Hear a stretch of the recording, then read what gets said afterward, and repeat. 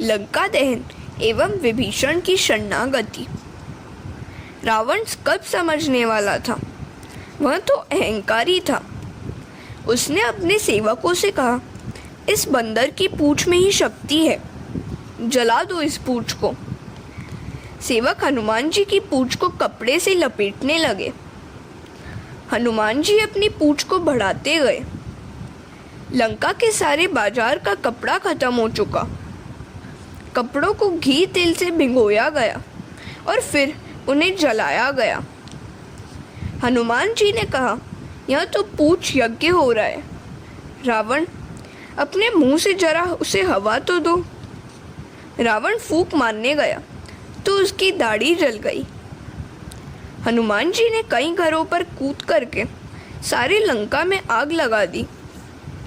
राक्षसियां दौड़ती हुई सीता जी के पास आई और कहने लगी, आपके पास जो पुरुष आया था उसकी पूंछ सारी लंका को जला रही है। सीता जी प्रार्थना करने लगी, हे अग्निदेव, यदि मैंने अपने पति के सिवाय अन्य किसी भी पुरुष का चिंतन न किया हो और पातिव्रत का पूर्णतः पालन किया हो तो आप शांत हो जाइए। अग्निदेव चंदन से शीतल हो गए। लंका जल रही थी। हनुमान जी ने समुद्र के किनारे पर आकर देखा तो उन्हें लगा कि यह अच्छा नहीं हुआ। अशोक वन भी यदि जल गया तो? समुद्र में स्नान करके वे अशोक वन में आए। अशोक वन भी वहां देखा कि एक भी वृक्ष जला नहीं था। सीता जी से मिले। सीता जी ने आशीष दी, अष्ट सिद्धियां तेरी सेवा करेंगी और सारे जगत में तेरी जय जयकार होगी। किंतु इन आशीषों से हनुमान जी को संतोष नहीं हुआ। उन्होंने तो राम सेवा की आशीष मांगी थी। हनुमान जी अमर है, काल उनका सेवक है। हनुमान जी वहां से जाने लगे तो ब्रह्मा जी ने उनके पराक्रम की सारी बातें पत्र में लिख दी। हनुमान जी इतने नम्र हैं कि कार्य का वर्णन स्वमुख से नहीं करेंगे, तो पत्र लिख दिया। हनुमान जी राम जी के पास आए। लक्ष्मण ने पत्र पढ़कर राम जी को सुनाया। हनुमान जी ने कहा, यह तो सब आपका ही प्रताप है प्रभु, कृपा कीजिए कि मैं अभिमानी न हूँ। राम जी ने सोचा कि हनुमान जी को मैं दूं तो क्या दूं। उन्होंने हनुमान जी को अपनी बाहों में भर लिया। रामचंद्र जी ने वहां से विजयदशमी के दिन प्रयाण किया और समुद्र के किनारे आए। उनका नियम था प्रतिदिन शिव जी की पूजा करना। वहां कोई शिवलिंग नहीं मिला तो हनुमान जी को काशी से शिवलिंग ले आने की आज्ञा दी। हनुमान जी को लौटने में देरी हुई तो राम जी ने बालू का शिवलिंग बनाया और पूजा की। वही शिवलिंग रामेश्वर है। जो रामेश्वर का दर्शन करेगा वह देत्याग के बाद मेरे धाम में आएगा। जे रामेश्वर दर्शनु करही, ते तनु तजी ममलोक से धरही। हरे कृष्ण। इधर लंका में रावण ने नगरजनों की सभा बुलाई। विभीषण ने कहा, राम जी की शरण में जाकर सीता जी को सकुशल लौटा दो।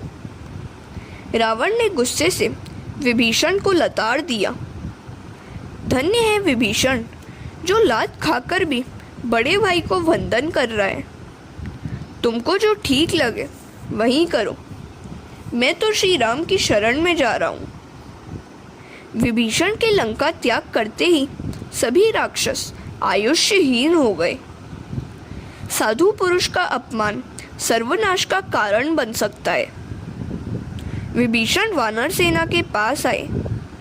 वे सोच रहे थे कि मुझे यहाँ अपनाया जाएगा या नहीं। रावण का भाई होने के कारण मेरा तिरस्कार तो नहीं करेंगे ना? नहीं नहीं, प्रभु तो अंतर्यामी है।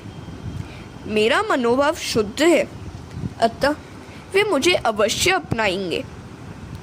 सुग्रीव ने भगवान को समाचार दिया कि रावण का भाई विभीषण आया है। मुझे तो लगता है कि यहाँ राक्षसों की माया है और वे हमारा भेद जानना चाहते हैं।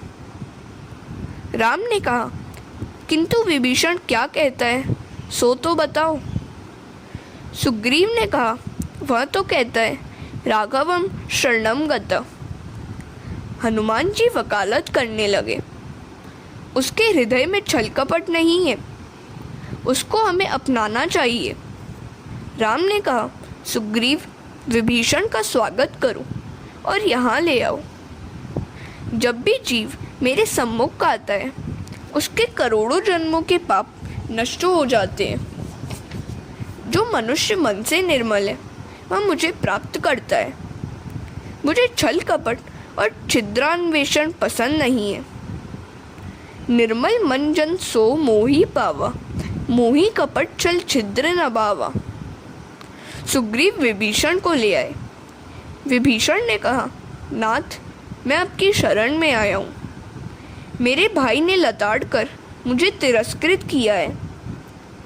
राम जी ने अपने आसन से खड़े होकर विभीषण का सत्कार करते हुए कहा, तुम मेरे भाई लक्ष्मण के समान मुझे प्रिय लगते हो। लंका का राज्य तुम्हें ही दिया जाएगा। विभीषण ने सोचा था कि रावण की मृत्यु के पश्चात प्रभु मुझे ही लंकापति बनाएंगे। आज उनकी इच्छा पूर्ण हो गई। सुग्रीव ने राम जी से कहा, आप बड़ी शीघ्रता करते हैं। विभीषण को लंका का राज्य देने का वचन तो दे दिया, किंतु यदि रावण शरण में आकर सीता जी को सौंप दे तो आप उसे क्या देंगे? रघुनाथ जी ने कहा, मैं जब भी कुछ बोलता हूँ सोच विचार कर ही बोलता हूँ। यदि रावण शरण में आएगा तो मैं उसे अयोध्या का राज्य दूंगा। विभीषण शरण आयो, करियो लंकाधीश। यह सुनी रावण शरण आए तो करहूँ कौशलाधीश। रावण यदि शरण में आएगा तो उसे अयोध्या का राज्य देकर हम सभी भाई वनवास करेंगे। समुद्र पर पत्थर का सेतु रचा गया। पत्थर पर राम नाम लिखने से पत्थर तैरते हैं। राम नाम से यदि जड़ पत्थर तैर सकता है तो मनुष्य क्यों न तैर सके? विश्वास पूर्वक, श्रद्धा पूर्वक राम नाम का जप करोगे तो भवसागर पार कर सकोगे। इस कलयुग में इसके सिवाय अन्य कोई उपाय नहीं है। हरे कृष्ण। रामचंद्र जी ने लंका में प्रवेश किया। अंगद को विष्टि के लिए भेजा गया। अनेक राक्षस मर गए। लक्ष्मण ने कपट से इंद्रजीत का मस्तक उड़ा दिया। सुलोचना ने सती होना चाहा। उसने रावण से अपने पति इंद्रजीत के मस्तक की मांग की तो रावण ने कहा, वह मस्तक तो राम के पास है, जाओ उसके पास। तो सुलोचना ने कहा, मुझे शत्रु के पास क्यों भेज रहे हो? मैं सुंदर हूँ, सो वहाँ कुछ अनर्थ हुआ तो? रावण रामचंद्र जी की प्रशंसा करते हुए कहने लगा, राम तो तुम्हें माता के समान मान देंगे, तुम्हारी स्तुति करेंगे, और तो मैं क्या कहूँ। मैं राम को अपना शत्रु मानता हूँ, किंतु वे मुझे शत्रु नहीं मानते हैं। राम की शरण में जा, वे अवश्य तुम्हें इंद्रजीत का मस्तक लौटा देंगे। सुलोचना राम जी के पास आई, बोली कि मेरे पति का हाथ आंगन में आया और पत्र लिख दिया। उससे पूछा कि जड़ हाथ कैसे लिख सकता है? तुम अपने पति की प्रार्थना करो, यदि आंखें हंसेंगी तो मानेंगे कि जड़ हाथ ने पत्र लिखा है। सुलोचना बहुत मनाती है, मस्तक हंसता नहीं है। नाथ, तुम अप्रसन्न हो। ऐसा सुनकर मस्तक डोलने लगा और स्मित किया। शेषनाग लक्ष्मण का रूप लेकर आए। मस्तक ने सुलोचना से कहा, तेरे पिता ने मुझे मारा है। आज ससुर और दामाद के बीच नहीं, किंतु दो पतिव्रताओं के बीच युद्ध हो रहा है। उर्मिला और सुलोचना का संग्राम है। सुलोचना की पराजय हुई। सुलोचना ने लक्ष्मण जी से कहा, जय आपकी नहीं, उर्मिला की हुई है।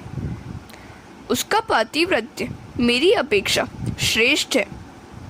मेरे पति पापी रावण के पक्ष में होने के कारण दुर्बल हैं। मेरे पति पापी की सहायता कर रहे थे, सो मेरी पराजय हुई और उर्मिला की जय। पर स्त्री का हरण करने वाले की मेरे पति सहायता करते थे, सो मुझे हारना पड़ा। सुलोचना सती हो गई। राम जी ने उसकी बड़ी प्रशंसा की। रावण का वध एवं श्री राम की सीता जी सहित अयोध्या आगमन। राम और रावण के मध्य में भयंकर युद्ध छिड़ गया। रावण की नाभि में जो अमृत था उसे अग्नेयास्त्र द्वारा सुखा दिया गया। रावण की मृत्यु हो गई। हनुमान जी ने सीता जी को राम की विजय का समाचार दिया। प्रभु ने स्वयं कुछ भी नहीं लिया। लंका का सारा राज्य विभीषण को सौंप दिया। वानरों का सम्मान किया गया। अब रामचंद्र जी आदि पुष्पक विमान पर सवार होकर अयोध्या की दिशा में लौट चले।